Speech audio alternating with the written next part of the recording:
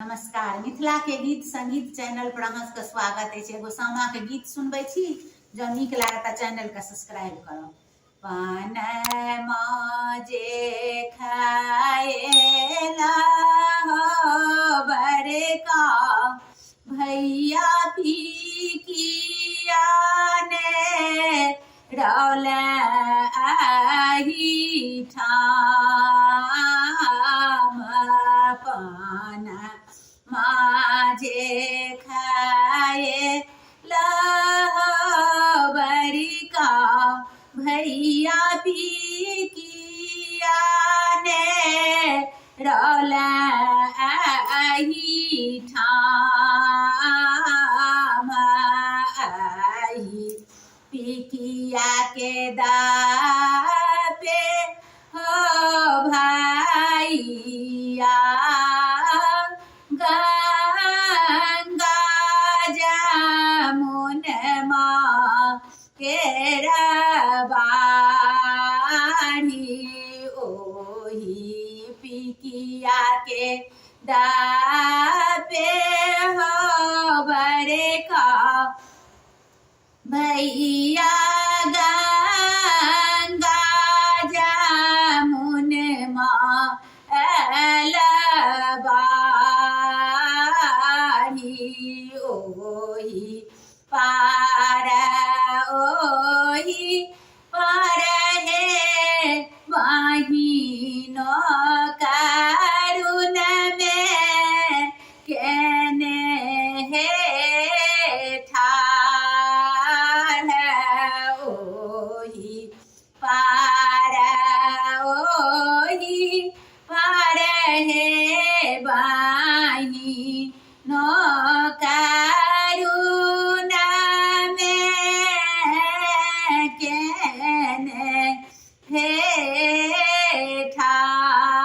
ठार जूनी कानो जूनी खिजू है छोटे की बहिनों बाबा के संपतिया देव बाटी जूनी कानो जूनी खिजू है छोटे को बहिनी बाबा के संपतिया देव बाटी बाबा के संपतिया हो भैया भतीजा बेधड़ऊ है आस बाबा के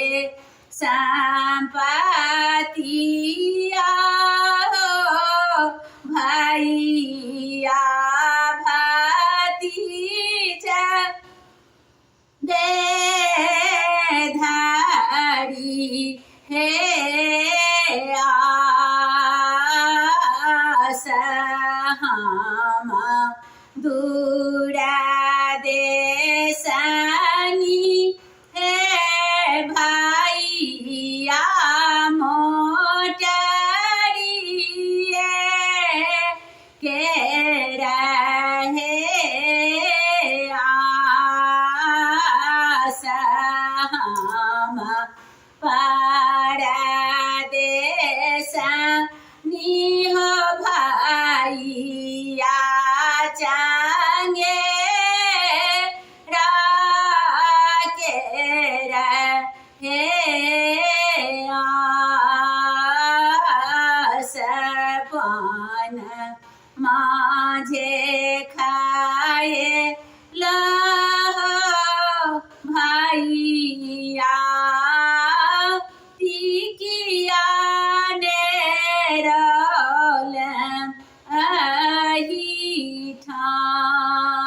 ठाम पान माझे खाए लहो भाई